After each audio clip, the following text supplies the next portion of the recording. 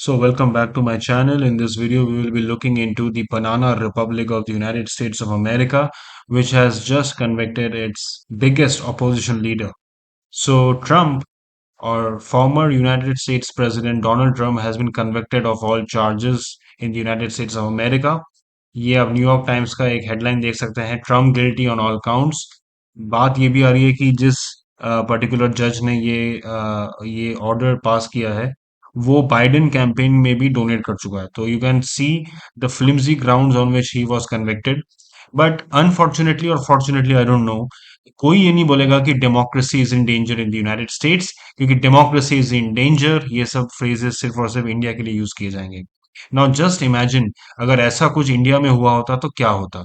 अब तक Washington post और न्यूयॉर्क टाइम्स हम लोगों को इतना बातें सुना चुके होते कि हम लोग सोचते कि बेटा हम लोग क्यों जीवित हैं यहाँ पे।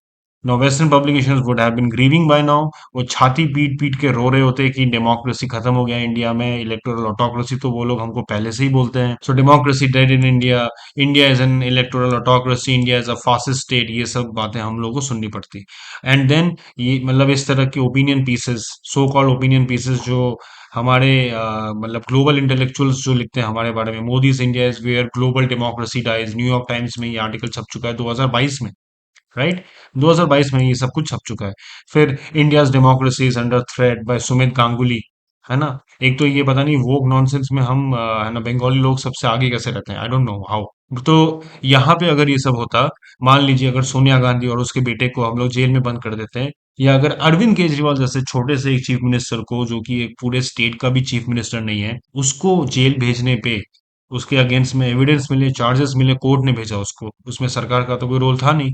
उसमें भी वेस्टर्न पब्लिकेशंस हमको डाउनग्रेड कर रहे थे, हमको डेनिग्रेट कर रहे थे कि नहीं नहीं नहीं, ये तो फ्री कंट्री है ही नहीं, फ्री कंट्री है ही नहीं।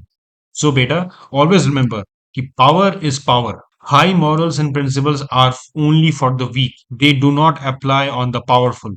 अगर आपके पास बहुत सारा पावर है, अगर आप एक सुपर पावर हैं, ये रूल्स जो है ना, डेमोक्रेसी, फ्रीडम ऑफ एक्सप्रेशन, ये वो ह्यूमन राइट, ये आपके ऊपर लागू नहीं होते हैं, आपके ऊपर कुछ लागू नहीं होता है। आप वो हैं जो रूल्स बनाते हैं, दूसरे वो हैं जो वो रूल्स फॉलो करते हैं, राइट। शेयर्ड वैल्यूज, जब भी कोई यूएस प्रेसिडेंट का इंडिया में विजिट होता है, हमेशा ये फ्रेज यूज किया जाता है, शेयर्ड वैल्यूज, है ना। So what they basically mean by shared values is that कि हम भी डेमोक्रेसी है, आप भी डेमोक्रेसी हो, हमारा भी एक बहुत ही रिच मतलब कल्चर और ट्रेडिशन है ह्यूमन राइट्स को लेके, फ्रीडम ऑफ एक्सप्रेशन को लेके, आप भी उसको मानते हो। All this nonsense is only for those who take this crap.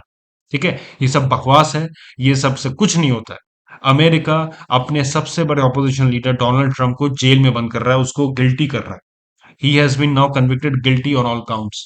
ठीक है, वो भी फ्लिम्सी चार्जेस के ऊपर, पता नहीं पैसों का कोई ट्रांजैक्शन था उसके ऊपर। और जो जज ने ये जजमेंट दिया है, if you look at his background, he has donated to the Biden administration campaign for the presidential elections, which are supposed to be held in 2024 in the USA।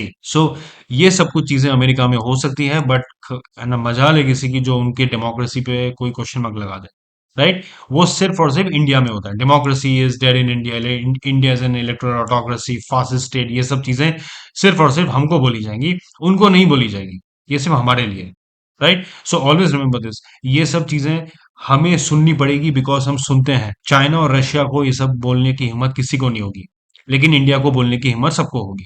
वो क्यों होगी, ये सब चीजें हम सबको सोचनी पड़ेगी। Until then, good bye, take care. मिलते हैं अगले वीडियो में।